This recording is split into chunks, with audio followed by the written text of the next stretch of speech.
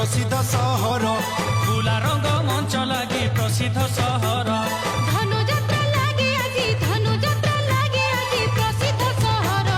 ସେ ଜିଲ୍ଲାଏ ବରଗଡ଼ प्रसिद्ध सहर से जिला बरगढ़ प्रसिद्ध सहर से जिला बरगढ़